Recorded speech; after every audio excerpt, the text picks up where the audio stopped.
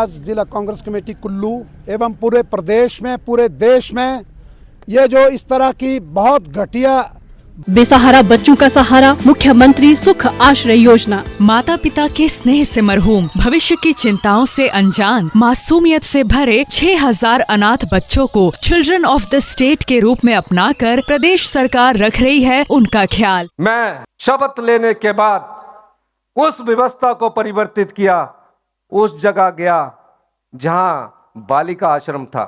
उन बेटियों के पास मैं गया जिन बेटियों ने अपनी मां को खोया, अपने पिता को खोया।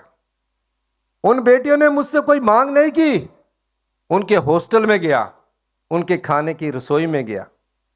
आकर मैंने पहला निर्देश ये दिया कि हमें अपनी संपदा का कुछ भाग, जो बच्चे अपनी मां को खो चुके, अपने पिता को खो चुके हैं, उन्हें भी देना है। और उन्हें हिमाचल प्रदेश ने हिंदुस्तान का पहला ऐसा कानून बनाया, उन्हें चिल्ड्रन ऑफ द स्टेट का दर्जा दिया। यह संवेदनशीलता सरकार की थी।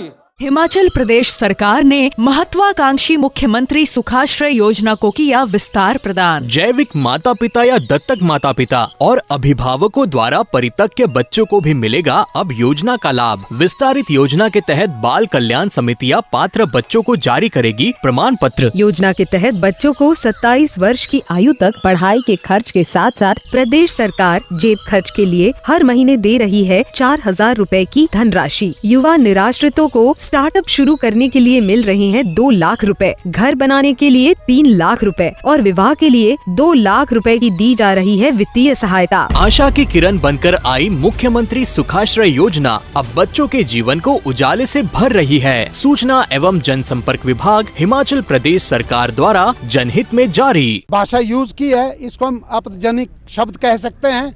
ये जो डॉक्टर भीमराव अम्बेडकर, जिनको पूरा हिंदुस्तान, पूरा वर्ल्ड एक संविधान का निर्माता मानता है, क्योंकि जिस वक्त उनका वक़्त था उस वक्त सबसे शिक्षित थे वो, और उनको उस वक्त जो है भारतवर्ष के जो वरिष्ठ लोग थे, चाहे वो प्रधानमंत्री अपने पंडित जवाहरलाल नेहरू जी थे और सरदार पटेल जी थे, महात्मा गांधी जी थे, उनकी काबिलियत को देखते हुए उन्हें जिम्मेवारी दी गई थी, संविधान आप लिखेंगे। उसके बाद उनको कानून मंत्री भी बनाया गया और वो भारतवर्ष के न केवल पूरे वर्ल्ड के एक बहुत अच्छे सुयोग्य, सुशिक्षित एक दलित नेता थे, और उन्होंने पूरे हिंदुस्तान के लिए जो ये संविधान बनाया, आज ये पूरे संविधान के मुताबिक कार्यपालिका, न्यायपालिका ये उसके अनुरूप चलती है। और विशेष करके हिंदुस्तान का जो गरीब तबका है, अनुसूचित जाति के लोग, अनुसूचित जनजाति के किसान लोग, चाहे वो कर्मचारी लोग हैं, जो भी उन्होंने उस पर प्रावधान रखा था संविधान के अंदर, उसके मुताबिक चलते हैं। पूरा हिंदुस्तान का एक एक वर्ग एक राजनीति से ऊपर उठ के उनकी कदर करता है। इसलिए जिला कांग्रेस कमेटी इस चीज़ का भरपूर विरोध करती है और प्रधानमंत्री को यह आगाह करना चाहते हैं, जब तक अमित शाह को बर्खास्त नहीं करते हैं, कांग्रेस पार्टी चैन से नहीं सोएगी।